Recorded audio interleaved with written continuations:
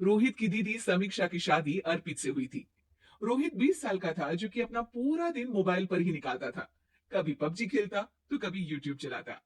एक दिन अर्पित और समीक्षा समीक्षा के मम्मी पापा से मिलने आते हैं और देखते हैं कि रोहित मोबाइल से हटने को तैयार ही नहीं है। अरे रोहित, तुम्हारी तो आईआईटी की परीक्षा है ना? तुम तैयारी नहीं कर रहे हो परीक्षा की?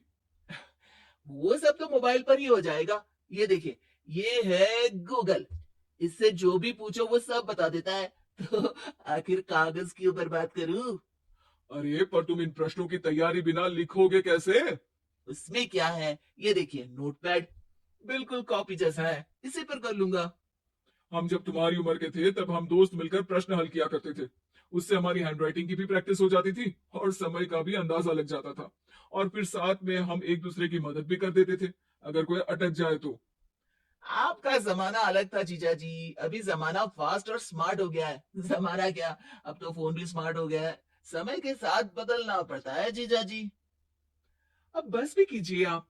हर चीज को लेक्चर में बदल देते हैं। रोहित अच्छा कर लेता है परीक्षा में। इतने में अर्पित के सास ससुर जी आ जाते हैं हॉल में और अर्पित इस बारे में बात नहीं करता। हालांकि अर्पित को लगता तो है कि पूरी तरह मोबाइल पर लगे रहना सही नहीं है, पर वो इस बात को और नहीं छेड़ता।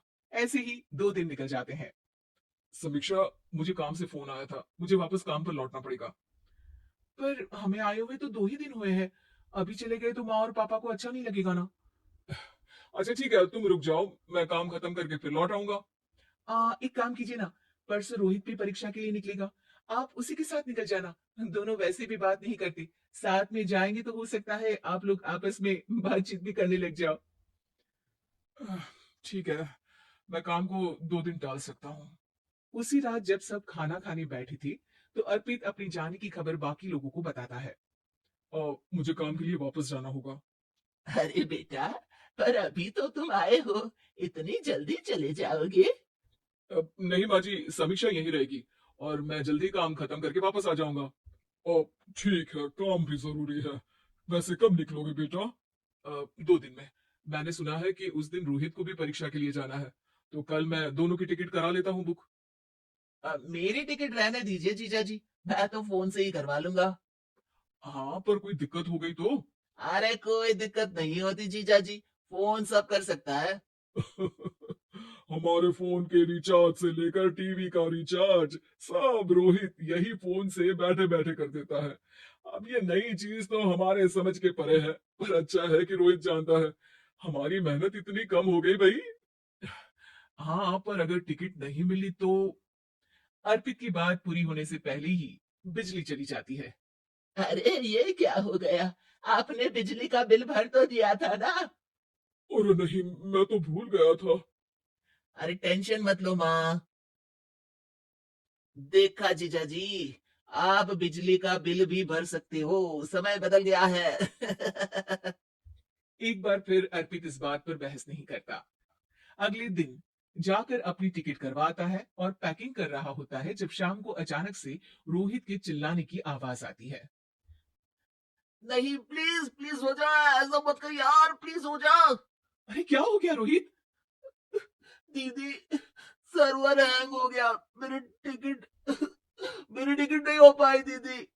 क्या मतलब टिकट नहीं हो पाई? इतने में वहां रोहित की मम्मी और पापा भी आ जाते हैं। अरे क्या हो गया? माँ, मेरा टिकट नहीं हो पाया, सर्वर डाउन हो गया। अरे पर तूने तो बोला था कि हो जाएगा। हो जाता है, पर अब क्या करूं, ये क्या हो गया?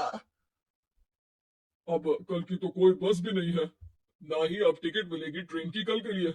मुझे तो कोई रास्ता नहीं दिख रहा। अब फिर लगता है मेरा ये साल बर्बाद हो जाएगा। घर पर एकदम से दुख का माहौल छा जाता है और सब रोहित को डांटते हैं, पर इतने में अर्पित वहां आ जाता है। आप सब रोहित को क्यों डांट रहे हैं? आपने ही तो उसे बढ़ावा दिया था ना। लेकिन इसकी लापरवाही के कारण इसकी परीक्षा छूट जाएगी। इसने तो हमसे कहा था कि टिकट हो जाएंगे। हे भगवान, अब क्या होगा? चिंता करने की कोई बात नहीं है। मैंने एक एक्स्ट्रा टिकट करवा ली थी। मैं समझता हूँ कि मोबाइल हमारा ही काम आसान करने के लिए है, पर उस पर ही पूरी तरह से निर्भर होना तो गलत बात है ना। रोहित टिकट को देखकर बहुत खुश हो जाता है और जोर से जाकर अपनी जीजा जी के गले लग जाता है। सॉरी जीजा जी, मुझे आपकी बात ध्यान से सुननी चाहिए थी। पर थैंक यू सो मच। हाँ बेटा, तुमने तो इसका भविष्य बचा लिया। शिक्षा, दूसरों से मदद मांगना गलत नहीं, पर दूसरों पर निर्भर हो जाना गलत है।